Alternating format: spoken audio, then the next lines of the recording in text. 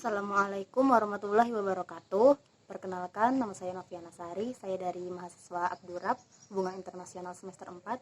Saya membuat video ini untuk memenuhi tugas UTS Globalisasi dan Lokalitas dengan dosen pengampu Pak Amri Hakim, SIPMA.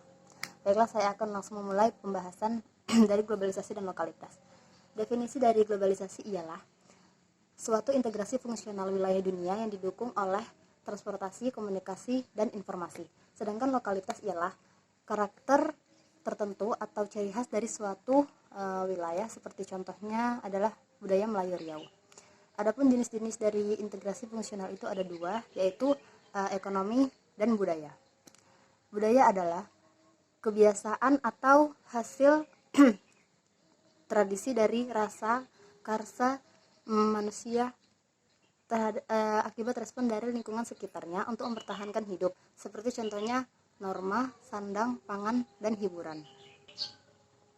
Kemudian dalam penjelasan selanjutnya, saya akan menggunakan perspektif Marxis strukturalis. Dalam perspektif Marxis strukturalis berasumsi bahwa politik internasional atau globalisasi dibentuk oleh faktor-faktor ekonomi. Faktor-faktor ekonominya itu terdapat model produksi kapitalis, yaitu ada pemilik modal dan buruh. Karena tata pengaturan antar negara yang seperti itu, maka pemilik modal diibaratkan sebagai wilayah senter dan buruh diibaratkan sebagai wilayah pinggiran. Hubungan keduanya yaitu di mana negara senter selalu mengeksploitasi negara pinggiran dan membuat negara pinggiran semakin ketergantungan terhadap wilayah senter. Yaitu seperti contoh pada saat krisis di Amerika Latin. Amerika yang pada saat itu menggunakan ideologi kapitalis dan sedang menyebarkan ideologi kapitalis, mencoba untuk membantu krisis di Amerika Latin. Namun yang terjadi adalah rakyat Amerika Latin semakin bergantung pada produksi dari Amerika Serikat. Hal inilah yang disebut sebagai eksploitasi dan membuat negara tersebut, maksudnya Amerika Selatan, menjadi tergantung pada Amerika Serikat. Kemudian teori kritis berargumen bahwa budaya dan ideologi merupakan alat dari negara senter untuk mempertahankan eksploitasinya.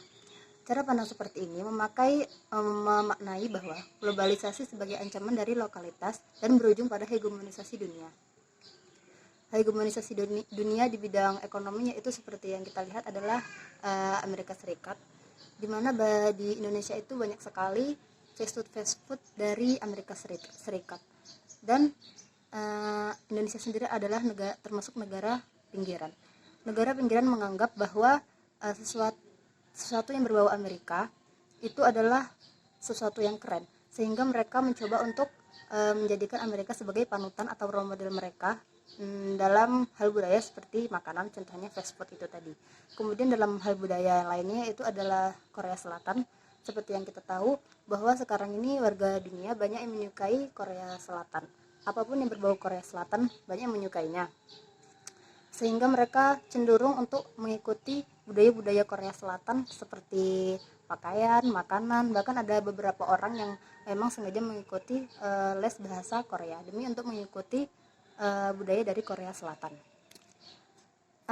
Kemudian ancaman hal-hal tersebut pun membuat ancaman bagi lokalitas.